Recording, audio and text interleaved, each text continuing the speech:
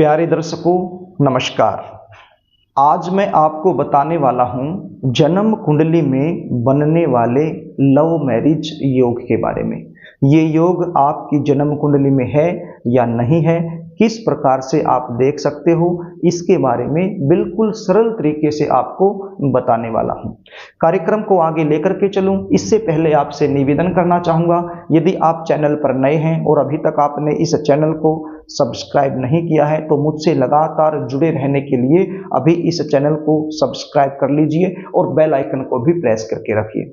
शादी कब होगी, शादी कहाँ होगी, शादी कैसे परिवार में होगी, शादी के बाद का जीवन कैसा रहेगा, जल्दी शादी होने के विशेष उपाय क्या बनते हैं, शादी के लिए रिश्ता कहाँ से आने की ज़्यादा संभावना बनेगी, कौन सी राशि वाले से शादी होने की ज़्यादा संभावना बनेगी, कौन सी दिशा में शादी होगी, इन सब विषयों के ऊपर मैं सटीक जानकारियाँ लेकर इस चैनल के माध्यम से आपके सामने उपस्थित रहता हूं।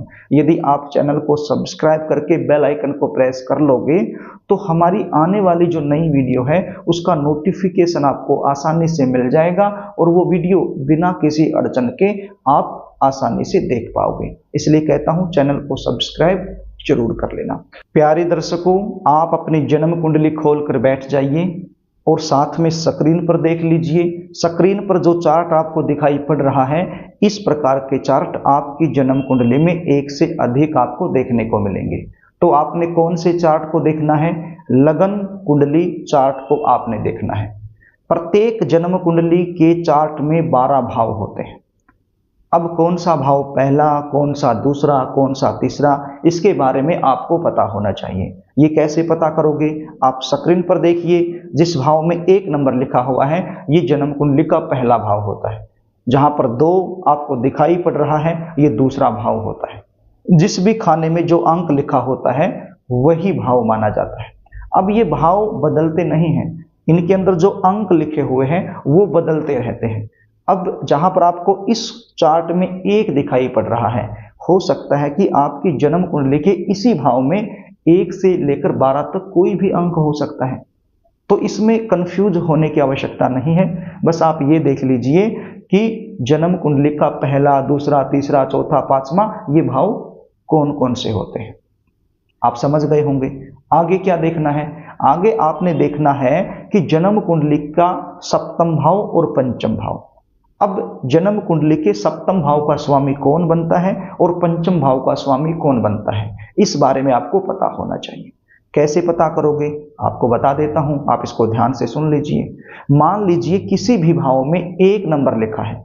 अब यहां पर केवल 5वां और 7वां की बात नहीं कर रहा, मतलब किसी भी भाव के स्वामी को यदि जानना है तो जिस भी भाव में 1 लिखा है तो उस भाव का स्वामी कौन बन जाता है? मंगलदेव। किसी भी भाव में यदि 2 नंबर लिखा है तो स्वामी कौन बन जाता है? शुक्रदेव। यदि 3 लिखा है तो बुधदेव, 4 लिखा है तो चंद्रदेव, यदि 5 लिखा है तो सूर्यदेव, यदि 6 लिखा है तो बुधदेव, यदि 7 लिखा है तो शुक्रदेव, यदि 8 लिखा है तो मंगलदेव, यदि 9 लिखा है तो देवगुरु बृहस्पति, यदि 10 लिखा है तो शनिदेव, यदि 11 लिखा है तो भी शनिदेव और यदि 12 लिखा है तो देवगुरु बृहस्पति। तो इस प्रकार से आप किसी भी भाव के स्वामी का पता कर सकते हो। हमें कौन से भाव के स्वामी का पता करना है? 5वां भाव का और 7वां भाव का। अब आप देख लेना कि आपके 5वां और 7वां में क्या क्या अंक लिखे हुए हैं, उससे आपको पता चल जाएगा कि 5वां और 7वां का स्वामी कौन ग्रह बन रहा है। अब जो सूत्र है उसको ध्यान से सुनिए।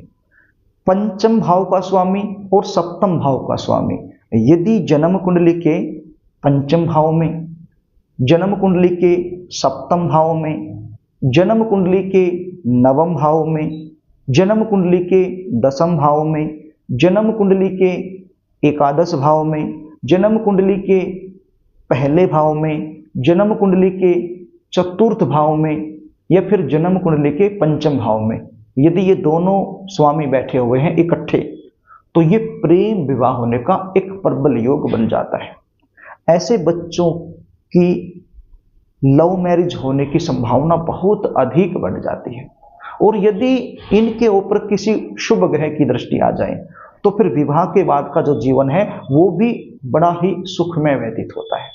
और यदि जन्म कुंडली के पंचम भाव का स्वामी और सप्तम भाव का स्वामी जन्म कुंडली के छठे भाव में बैठा हो, जन्म कुंडली के अष्टम भाव में बैठा हो, जन्म कुंडली के द्वादश भाव में बैठा हो, जन्म कुंडली के दूसरे भाव में बैठा हो या फिर तीसरे भाव में बैठा हो, तो ऐसे में प्रेम विवाह तो होता है, लेकिन विवाह होने के बाद जल्दी टूट जाता है, यानी वैवाहिक जीवन नरक के समान बन जाता है। तो यदि पंचम का स्वामी और सप्तम का स्वामी जन्म कुंडली के 6, 8, 12 और 2 और 3 इन भाव में यदि बैठे हुए हैं, तो ऐसे बच्चों को प्रेम विवाह नहीं करना चाहिए, प्रेम विवाह से बचना चाहिए। और यदि इनके ऊपर देवगुरु बृहस्पति की दृष्टि आ रही है या किसी शुभ ग्रह की दृष्टि आ रही है, तो ऐसे में प्रेम तो चलता है लेकिन प्रेम विवाह नहीं हो पाता है। प्रेम विवाह होने से पहले ही वो टूट जाता है, क्योंकि किसी शुभ ग्रह की दृष्टि यदि इनके ऊपर आ गई, तो ऐसे में कोई न कोई आपको समझाने वाला जरूर मिल जाएगा।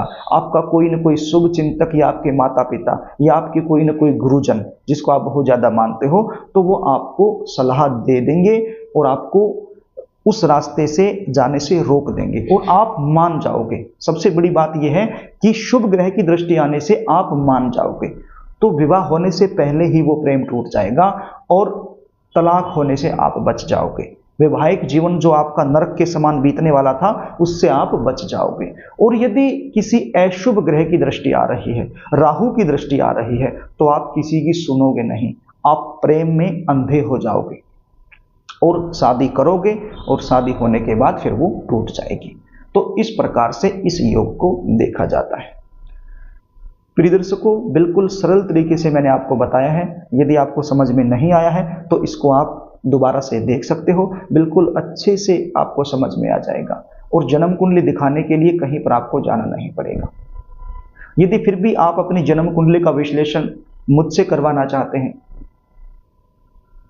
जीवन में चल रही किसी भी प्रकार की समस्या का ज्योतिषीय समाधान आप अपनी जन्म कुंडली दिखाकर मुझसे लेना चाहते हैं, तो स्क्रीन पर दिए गए व्हाट्सएप नंबर के जरिए आप मुझसे संपर्क कर सकते हो और अपनी जन्म कुंडली का साइंटिफिक तरीके से अध्ययन मुझसे करवा सकते हो। जन्म कुंडली अध्ययन की हमारी फीस होती है, वो फीस आपको पे करनी होती है, उसके बाद आपको संपूर्ण जानकारी मिल जाती है।